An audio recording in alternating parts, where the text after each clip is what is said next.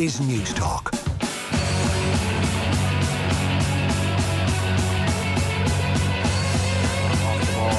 have a bumper weekend of sport coming ahead, particularly on the football front. Two massive derby games in Britain, and we've lots to discuss.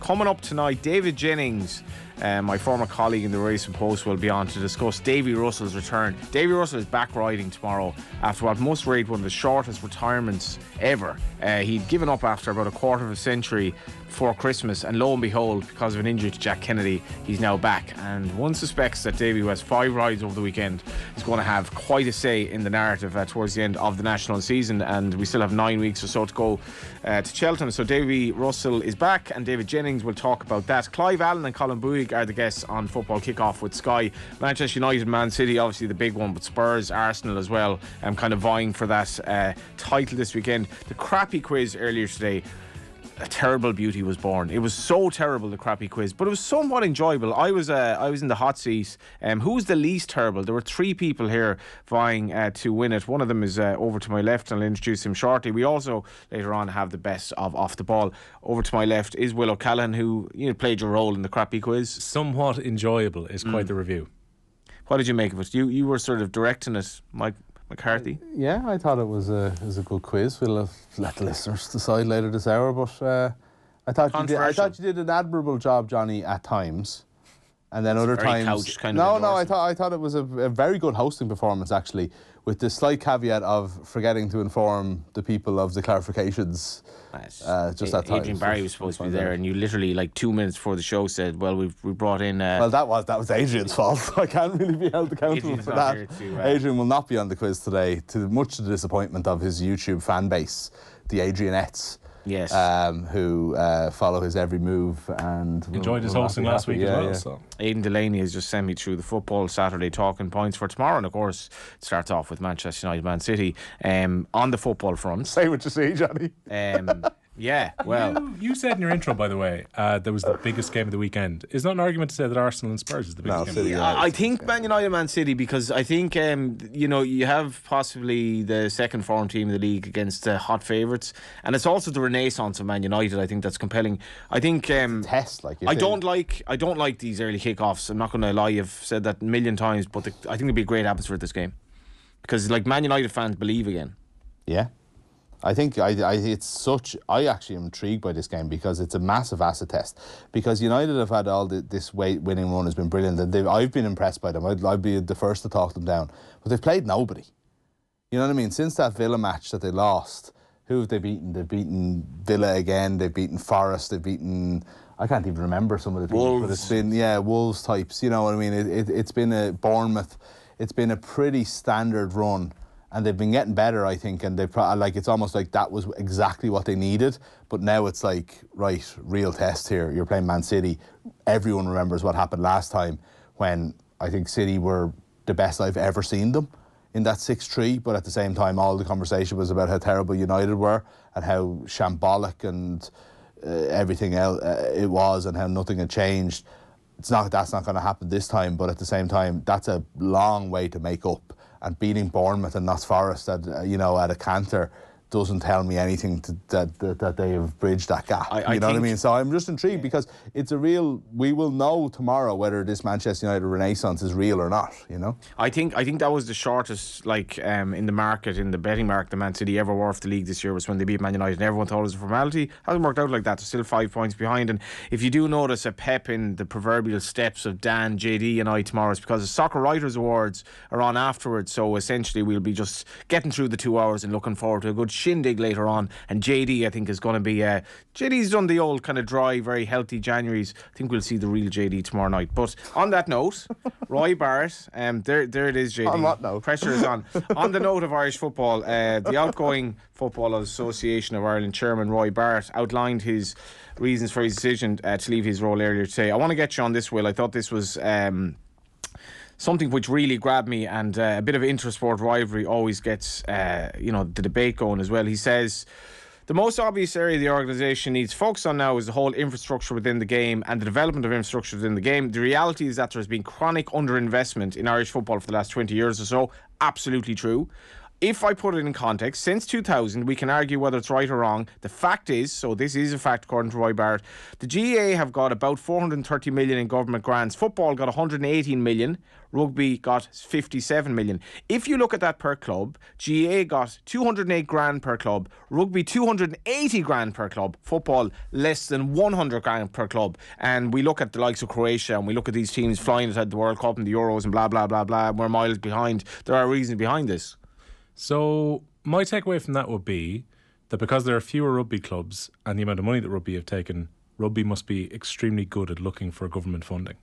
Would be the first takeaway that you would have. I don't think that football has had friends in government per se in the last, in general, and not only at League of Ireland level but also at local level. But that's been a feeling for a long time, Johnny, and that has been a feeling as well since the FAI were in financial distress as well. There was that feeling that the government weren't giving them a fair shake, and even going into COVID, remember the payments that were taking place, and they're very relevant to the figures that Roy Barrett is mentioning at the moment, that the GA were able to leverage quite a bit of funding from the government at a time when they had been running up huge surpluses themselves as an association in the 2 years before that. And I even remember the debates that were happening in rugby at the time. There were many rugby journalists who were saying on calls that we would have had with Philip Brown, who was then the head of the RFU, that instead of looking for big government payouts during COVID, that perhaps the RFU should have sold some of the land that they have that's actually incredibly lucrative. They resisted doing that and took the government grants that were available. But I think there is that feeling, particularly since the FAI got guarantees around their finances when they owe quite a bit of money to Bank of Ireland, particularly that the money has not flowed to association football in this country in the same way some of the other team sports have. But that's a challenge for the FAI, and it's a big challenge for whoever comes in to form this new board, which is going to have a very different gender balance now, which was the big debate that Dan was having in this very chair with Joe the other night in the football show, was if Roy Barrett was one of the better people who was on the current committee within the FAI, surely he's not the guy who should drop out if he's got the aptitude to do a really good job in the FAI. He's very highly regarded. He's also saying, I'm not leaving like any particular time soon, but I'm trying to, I guess the transition is going to happen and I will leave in due course. What do you make of it all? I was actually in Whitehall last night buying a laptop for 100 quid as it turns out, getting a bit of a bargain, went past Whitehall Column Kills and I just saw this kind of a real hub of activity, and there's a lovely gym there, and it's a tiny club as well. Tiny club. Now I'm just, this is purely just because I was there last night. It did get me thinking about you always get the feeling sort of that soccer is sort of the poor relation in for some reason, and I do feel this is the case. I was going to bring this up. You can blame government and you can blame other sports and you can, all of this stuff, politicians will go where votes are. Football is the most popular sport in the country by playing numbers, by people following it, I'm going by anecdotally, but the metrics would suggest it as well, right? Yeah. Football is the most popular sport in the country. However, I don't know if football clubs are as big in their community as GAA clubs or certain rugby clubs, right? And I'm just even thinking completely anecdotally in the town where I'm from, or group, or whatever you want to describe it as, in Clare, hurling was always the number one there, and rugby has been huge by dint of Keith Wood, Anthony Foley, and a real good regeneration of the rugby club and building it up, and a lot of kids play rugby, right? But I would say, anecdotally, people watching, people playing as kids, people even playing with the club, soccer, football is probably still the biggest sport.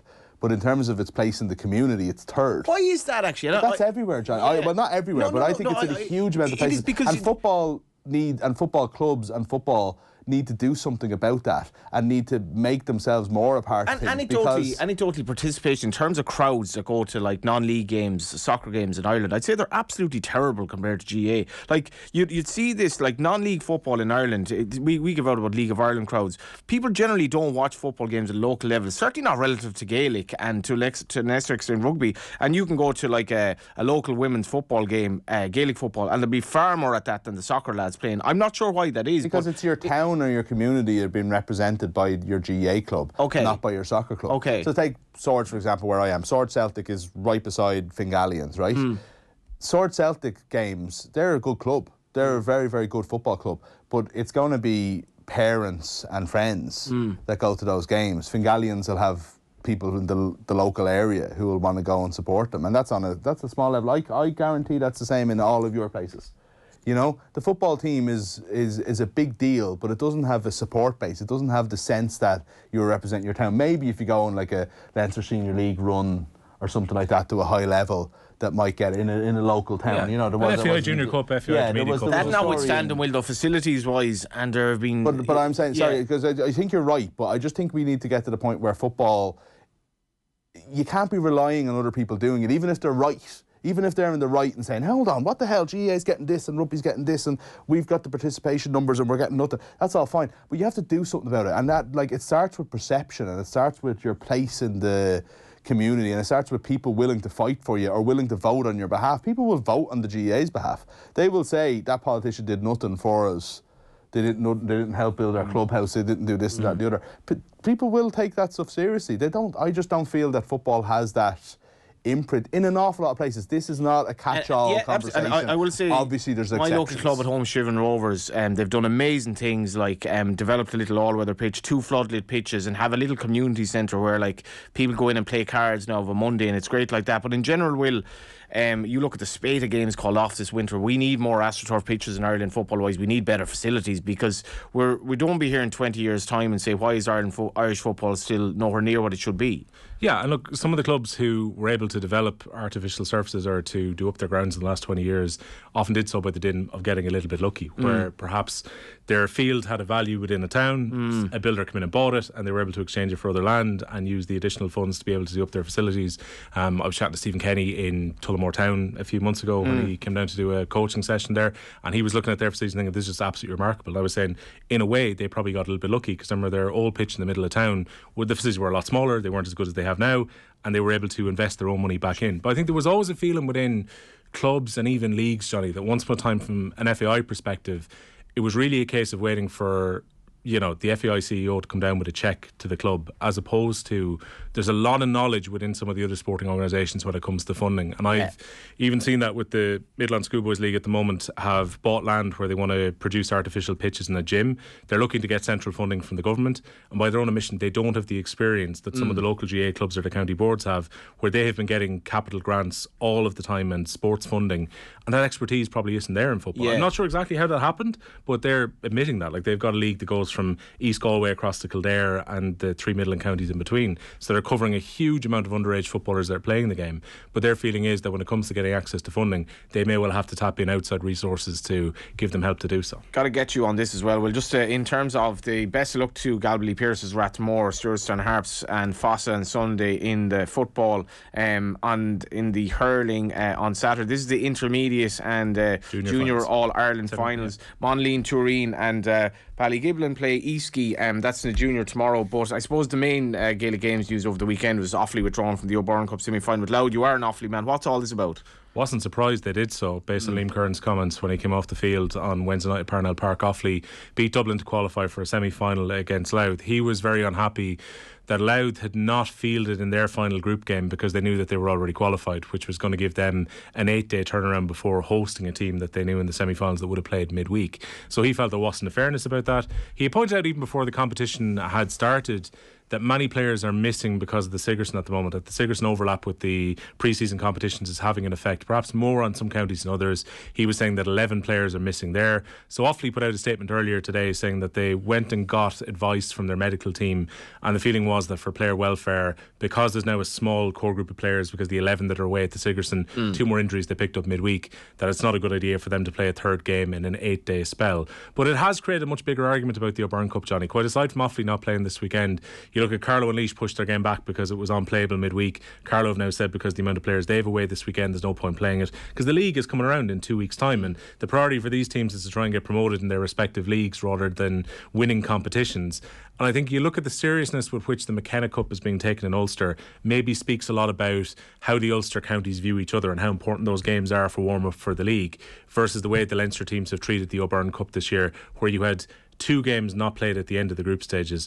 I think if you enter a competition, all games should be played for no other reason than respect to your opposition who you're due to play against, because the 2 counties who didn't get a game midweek missed out as a result. And also I think if you enter, you should play it, even if you have to bring it down to the, you know, between the 30 and 45th best player in the county if they need to play. Yeah. Last word to you, Mick. Well, I think like the likes of Offaly find that more difficult to do than you would in a Dublin or a bigger population centre. It's not easy for. Offaly wouldn't have the biggest playing numbers. Like what level are you going down to? If all your players are playing Sigerson, and that's the problem. These competitions shouldn't exist. I think that if you need pre-season games before the league starts. Why is it a competition? Why is it a competition? Because you're talking about integrity of the competition. There's never been any integrity in the O'Byrne Cup or even like McKenna Cup Grand. Maybe they take it seriously because they're their own thing. But everywhere else is the exact same scenario. It matters not a jot. I think ideally you're not even playing teams in your own province at this time of year. Why not keep that something that's special? Yeah, as opposed to, like Clare played Tip last week in the hurling. And honestly, I was kind of half following it. I was like, I'm just going to be annoyed because Tip won. But I don't know anything about anything that happened in that game, and I don't want to know. It's irrelevant. Even the league's irrelevant in hurling, to be honest, because it's just following into another league. But in football, it shouldn't exist. These games are going to be more relevant because the league has actually moved back in the calendar a little bit too. So these teams are now talking about the fact that they've got league preparations for 2 weeks' time. So even when these were played back in December a few years ago, it felt like it was more of a kind of an easy run into the season. Now they're right in the middle of an already congested period of the season. I think we will get to a point where the club championships will end up finishing in December, and I reckon we will get to a point where the pre-season games will be allowed and training will be allowed in December for inter-county teams. I think the league will end up starting even maybe on the second or third week of January as opposed to now. The big problem is the Sigerson. There is no good place to fit that in. Colleges are very against the idea of playing them before the December exams, and I can understand that. At the same time, they don't really have a place. Well, if they're on now and there's no O'Byrne Cup, what's the problem? Yeah, leave the league where it is. Their own window, play the Sigerson in its own window now, and in the meantime let counties organise their own challenge matches. Thanks. Which is what they're doing anyway. Thanks for your time, lads. Yeah, and we've loads more to come, including Will be back. He'll be back in the crappy quiz, and I think that's worth waiting for, as well as Davy Russell, discussed by David Jennings. He's back.